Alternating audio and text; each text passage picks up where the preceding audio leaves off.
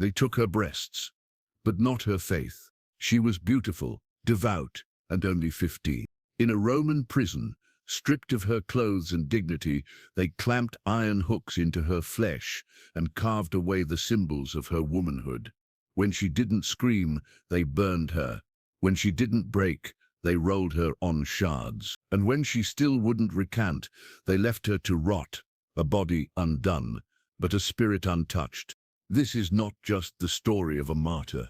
This is the story of a girl who defied a Roman governor, survived her own mutilation, and died with her faith intact, while her torturers lived on in shame. Why was Saint Agatha targeted with such sadism? What drove a Roman official to maim a virgin child in public? And how did her body, so cruelly destroyed, become one of the most venerated relics in Christian history? Today we walk through the blood-soaked stones of ancient Sicily to uncover a story that's been wrapped in incense and hymns, but began with screams. She was born into comfort, maybe even luxury, the daughter of nobility in 3rd century Catania, a sun-baked city on the coast of Roman Sicily. Her name was Agatha, and by all accounts, she was beautiful. Not in the ornamental sense Rome adored. Not merely soft skin and symmetrical features, but with something sharper, a grace that unnerved, a calm that made men feel small. She could have married well, worn silk, birthed heirs, hosted feasts. Instead, she made a vow, one that Rome never understood. Virginity, not as a phase, but a declaration. A lifetime offered to Christ, not to any man. And in a world where women were traded like coins and virtue was defined by obedience, Agatha's refusal was not just unusual, it was dangerous.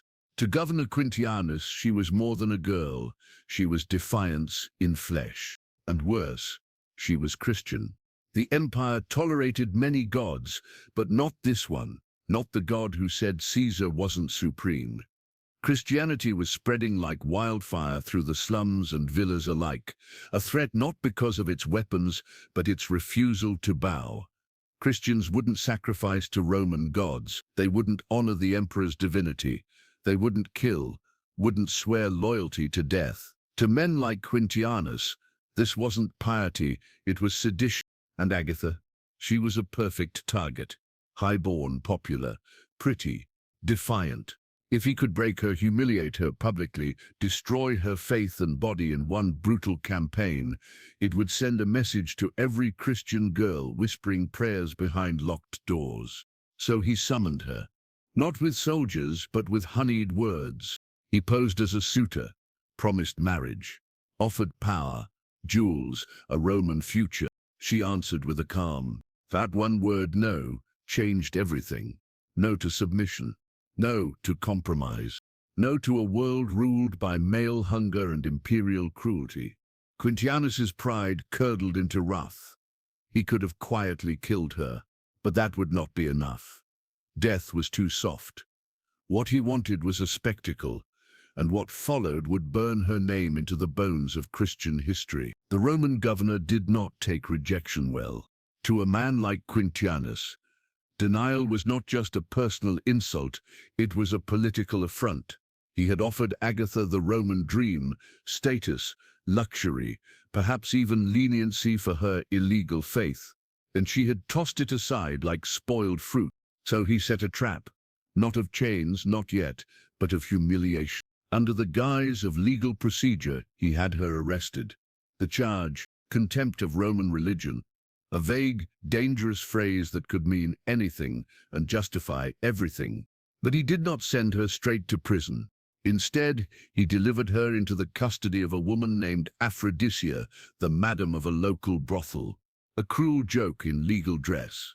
Agatha, the virgin, was to be kept under correctional supervision in a house built for exploitation. It was not meant to be punishment, it was meant to be degradation, a lesson. This is what happens to women who think their purity belongs to anything but Rome. For 30 days, she was subjected to psychological torment. Men came and went, offering coin for her body. The madam urged her to give in. "You're alone," she hissed. "No one will save you. No God, no father, no priest." She was mocked for praying, beaten for refusing to dress like the others, starved when she would not smile. But Agatha did not break. According to legend, not a single man touched her. She endured, quiet, stubborn, radiant in her refusal. Even the prostitutes around her began to weep, not out of pity, but awe. In a place built for the erasure of women, she had made her body a fortress. This was not the outcome Quintianus expected. He had wanted submission, or at least scandal. But instead, Agatha emerged from that brothel, not diminished, but transfigured, her purity intact, her legend growing. And so, the next phase began. He brought her to court, not for trial, but for torture. No more pretense, no more seduction. Now Rome would do what Rome did best, break her publicly, piece by piece. The courtroom was no longer a hall of justice. It had become a stage for cruelty. Agatha stood alone, barefoot, shackled and defiant. Before her sat Quintianus, cloaked not in law, but in wrath. Around him Roman guards stood in silent formation. Spectators, some curious, some hungry for spectacle, lined the benches. The scent of oil lamps mingled with sweat and old blood. The charges were read aloud. Refusal to worship the gods, defiance of imperial authority, and stubborn virginity, as though chastity itself had become a crime. Quintianus offered her one last chance to save herself. "All you need to do," he said, voice smooth and venomous, "is offer a pinch of incense. A single gesture. Worship the gods of Rome, and you may walk free." But Agatha did not flinch. "I am the servant of Christ," she answered, steady as iron. "You may kill my body, but you cannot touch my soul." With that, the sentence was passed, not death, not yet, but correction. The guards moved quickly, almost with practiced ease. They stripped her roughly, publicly, ripping away the last of her dignity. There was no privacy, no mercy. Her body was bared to the room like an object of ridicule. Roman men who had never heard her speak now saw her flesh, and some laughed. Others looked away. Then came the scourging. They dragged her to a marble column, bound her wrists with leather straps, and stretched her upright until her feet barely touched the ground. The executioners selected whips embedded with sharp hooks and bits of bone, flagella, designed not to bruise, but to flay. And then they began. The first lash tore skin. The second drew blood. By the fifth, flesh hung in ribbons. By the 10th, the marble at her feet was stained red. She did not scream. She prayed. Eyewitnesses, some converted on the spot, described her face as pale but composed. Her lips moved in quiet devotion, even as her back was reduced to pulp. Quintianus watched, unmoved. "Still proud?" he sneered. "Still pure?" But Agatha, even as her strength drained, whispered back, "Christ suffered more." The guards hesitated, not because of pity, but fear. There was something unnatural about her silence, something divine. And that was when Quintianus gave the next, infamous command. Cut off her breasts. The room fell silent. Even Rome had lines it rarely crossed. But not today. Not for her. There are tortures that break the body, and there are tortures designed to break the soul. When Quintianus ordered the mutilation, it was not merely an act of cruelty, it was a calculated desecration. He would not just beat Agatha, he would erase the very part of her that symbolized motherhood, femininity, fertility. He would make her body a battlefield. The executioners approached with iron hooks and knives, not weapons of war, but of butchery. These were not meant for soldiers, they were meant for meat, for cutting and pulling, for tearing. They tied her down. The marble beneath her was still slick with her own blood. And then they began. The first incision split skin like parchment. Muscle came next, then tendon and gland. Screams finally broke the silence, not from Agatha but from the crowd. Even some soldiers looked away, but she did not beg. Pain like this should have ended in madness. Yet Agatha remained lucid, shaking, bleeding, broken but conscious. as if the deeper they cut, the further her soul reached into something eternal. Witnesses said she looked up during the mutilation, not down. Not at her wounds, not at her tormentors, but above, as though she saw something they couldn't, as though heaven itself was watching. When the butchery ended, the remains of her chest were wrapped in linen, rough, unclean, and soaked through in minutes. They threw her into a cell, no medicine, no bandage change, no food, only darkness and stone. The walls of Catania's prison still echo with her agony, centuries later, but that night, something happened. The cell filled with light. A man in white robes, holding nothing but a torch of serenity, appeared. It was Peter, the fisherman turned apostle, dead for over 2 centuries. He touched nothing, but her wounds stopped bleeding. The pain eased. The skin still torn seemed somehow calm. It was not healing in the flesh. It was healing in defiance. The guards who found her the next morning recoiled, not because she was dying, but because she was radiant, glowing with a peace they could not explain. To the Romans, it was sorcery. To the Christians, it was sanctity. But Quintianus, he was enraged. He had taken her dignity, her freedom, her breasts. And still she stood, a spectacle not of shame, but of unwavering light. So he ordered the final torment. The furnace, a bleeding, limping, half-mutilated girl who refused to die, whose body had become an indictment of Rome's failure to conquer the soul. By now, Agatha was no longer a prisoner. She was a problem. No more precision, no more symbolic wounds. So Quintianus changed tactics. Now, brute force. The pit was prepared in the town square. Citizens gathered in horrified silence. This was no execution. This was desecration. They brought her out half-naked, bandages clinging wet to her mutilated chest. Her steps were unsteady, her lips were pale, but her eyes still shone with the light of someone who had already made peace with death. He ordered her rolled over a bed of live coals, mixed with broken pottery, a furnace disguised as justice. The pottery was not accidental. Its jagged edges would slice into her flesh as the fire blistered her skin. Every movement would multiply the pain. It wasn't enough to burn her. She had to be shredded. They bound her wrists and ankles and lowered her slowly. Flesh sizzled. The coals hissed. Her back arched in agony. And then the sky cracked. An earthquake. The scent of burnt skin filled the air, a stench that turned stomachs and made the strong weep. The very temple where Quintianus presided collapsed, crushing several men beneath its marble roof. A violent, sudden tremor ripped through the city. Columns toppled. Statues of pagan gods fell. To most it was a sign. Terrified, the guards yanked Agatha from the coals. To some it was coincidence. Her body was scorched, but alive. And her first words through cracked lips were not a curse, but a prayer. She was thrown back into her cell, this time not to break, but to vanish. No medical care, no food, no water, just time and silence. Yet even in that silence she preached, to the city, to the empire, to the guards.